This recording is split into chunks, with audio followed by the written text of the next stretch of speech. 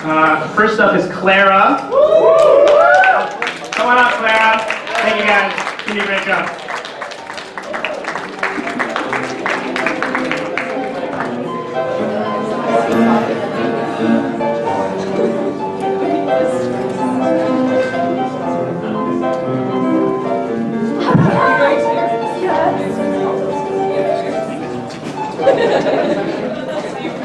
Don't talk today.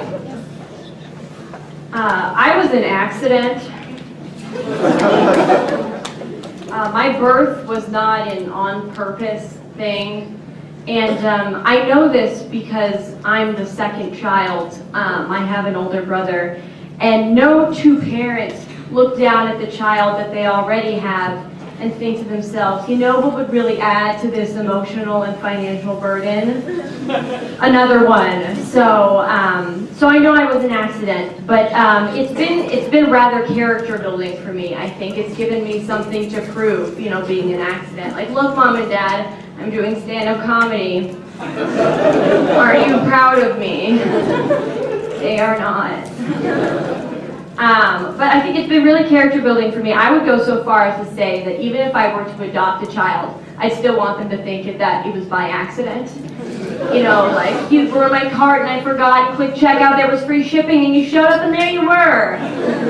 I think that would be good. But my parents definitely got more than they bargained for with their accident myself. I think I matured too quickly as a child. And I don't mean that in like a sexual maturation way. Not at all. I mean, I used to pretend to own my own insurance company for fun. I wouldn't even make myself the CEO.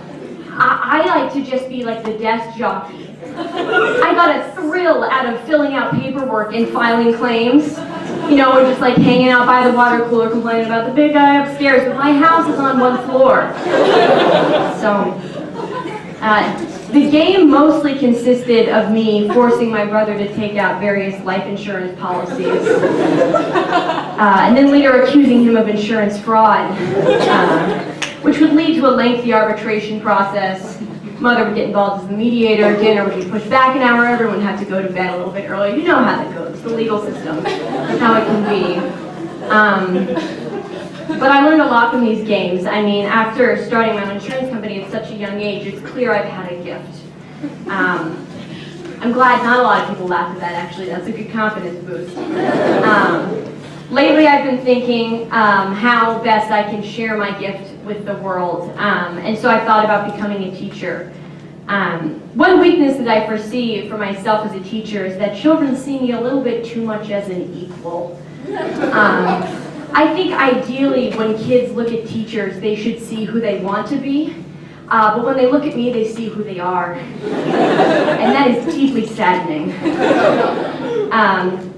But another reason, another potential weakness is that, according to my therapist, I'm currently going through a stage right now called a delayed adolescence. And it's very common in people with severe anxiety disorders like myself. What it basically means is I was too nervous to be a teenager in my teens. So I have to do all of that rebelling now. So if anyone is looking to go yell at their mom to leave them alone and then go split a beer 4 ways in someone's basement, hit me up. Because that is what I am into right now. But to be fair, I do have a lot of experience working with kids. I worked as a teacher at a middle school summer school program for several years. And I know I'm not the first person to say this, and nor will I be the last, but you do not know the meaning of the word demoralization until you've worked with middle schoolers. The stage of puberty that they're at, it just like more acutely attunes them to the process of natural selection, and so they just pounce on any sense of weakness. And it's really something to watch. It's like Animal Planet, but you just hope you're not the gazelle that day. I did make the mistake of showing weakness in front of the middle schoolers several times. One day I showed up to the program and I had this horrible allergic reaction, and one of my eyes had swole completely shut. And I hoped at the very least that the children, would show some kind of sympathy, or at the very least would overlook the deformity on my face. But instead, these motherfuckers got together and collectively decided to refer to me exclusively as, quote, a less talented Fetty Wap for the duration of the week. And I think what hurt the most about this nickname is that of all of the differences between myself and Mr. Wap, why they felt the need to hone in on the perceived talent differential. Their talent is such a relative thing, and they were so quick to cast me off. I also had the misfortune of working at the summer school program the summer that the "what are those" trend really took off. And let me just say, the children showed no mercy when it came to my medical grade orthotics that I had to wear for my chronic knee condition. What would happen, one of the children would get sight of my shoes and they'd go like, "What are those?" And that would signal to the rest of them that it was time. And so what would happen, one kid hears, they go, "What are those?" And that signals to the rest of the kids. It's the, "What are those? What are those?" Kids are like crawling out of the rafters now. One kid's head does like a 180 like in The Exorcist. "What are those?" And you'd be impressed with the coordination if it wasn't so deeply hurtful. As I'm looking out onto this sea of chanting monsters, it occurs to me some of these kids were on purpose. Some of their parents wanted them, which has led me to the conclusion that either you're born an accident or you stick around long enough to see yourself become a regret.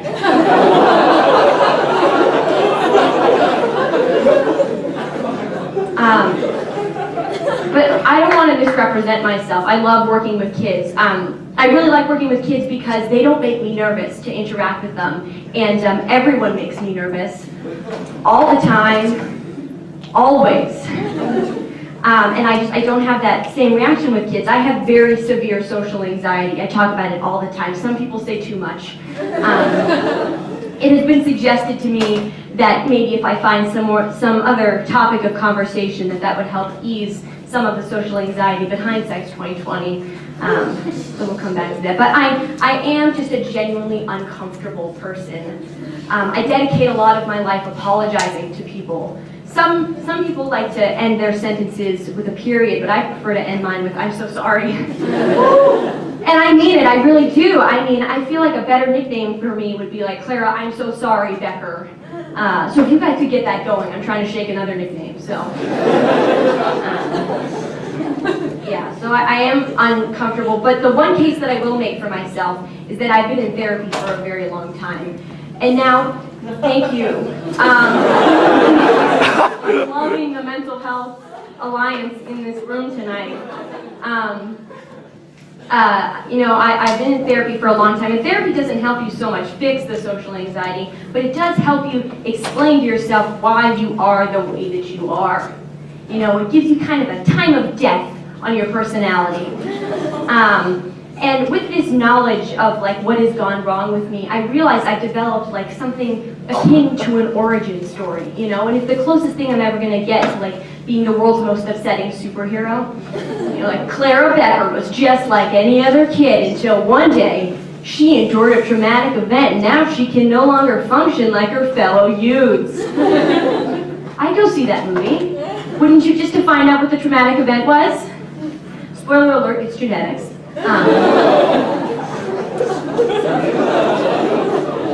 I'm really jealous of athletes for a number of reasons. The athleticism is one of them. But athletes also get highlight reels sometimes, that'll show them the best of the best, the best move they ever did, the best play or whatever. And I would love a social anxiety highlight reel. Something that just showed me this was the best time Clara ever interacted with someone. So we could return to it, and here's a clip of Clara's most relevant response to a peer's anecdote. Or we look over here, there's another clip, and here's the most appropriate seat Clara took on a semi-empty bus. And I could return to these clips in times of need. But I certainly lack the resources to create such a reel, and perhaps the content as well to fill it. To no one's surprise, my amazing social skills lend themselves very nicely to interactions with boys that I like. She said, setting up for another joke.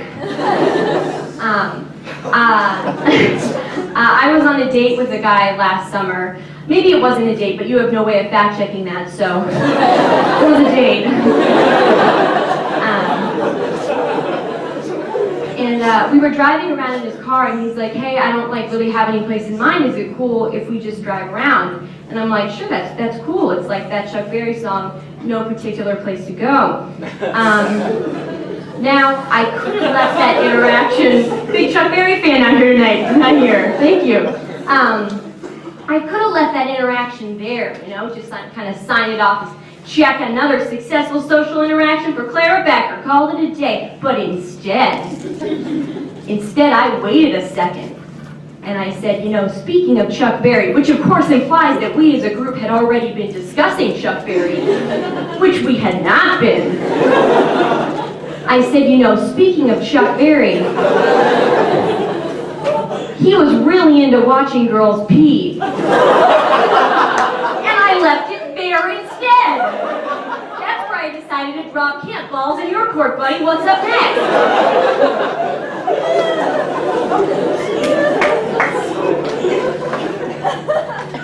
Anyone who works with kids will tell you that they really love hearing about your personal lives. I don't necessarily feel comfortable telling them stories like the Chuck Berry one, mostly because you know how kids tend to idolize Chuck Berry. Who am I to shatter that facade? It's like Santa Claus. But one day I was working at the tutoring center, and these kids were really on my case. They really wanted to hear a story, so I told them this one. So back in high school, I was really into this guy. He was a good friend of mine. You can already see the predicament there. He was on the basketball team, and so I'd go to his games to support him. And I was at one of his basketball games with one of my friends, and watching the game, and I overhear this group of girls sitting in front of us from the other school, and they're playing that game, Marry, Boff, Kill. You know that game, the one you say one person, you marry one, whatever.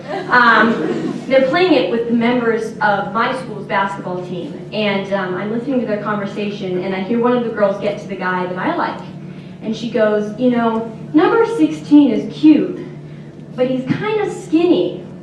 And I hear this, and I get so excited, because I'm like, this is the time for me to do something fucking hilarious. I can interject here, and then I'll have this hilarious story, and I can go tell the guy that I like, and he's gonna think it's funny, then he's gonna think that I'm funny, and then he's gonna like me, and this is the line of flawed reasoning that brought me to what I did next.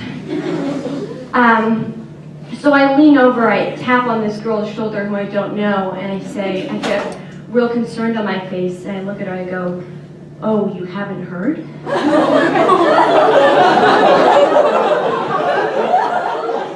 And she looks back at me as you look back at a stranger. And I say, he looks that way because he has a tapeworm. And the look on her face was absolutely priceless. It's kind of like fear but curiosity. It's the same look you get after you tell someone like a fact about Chuck Berry. You guys know the look. And I was so excited after I told the story. I was like so excited to go tell the guy that I liked about it, because I thought he was going to think it was so funny, because part of the reason I liked him is he was a guy who could appreciate a good joke. But to my surprise, he was not in fact charmed by the idea that I had started a multiple school rumor that he had an intestinal parasite. And this goes against everything I've ever learned about boys, that the way to a man's heart is through his stomach. So that was frustrating, but thank you so much for coming tonight. Don't clap yet. I just really want to thank you for coming. I hope that you have liked hearing my stories, and that you have enjoyed my set, you derived some sense of joy from my set.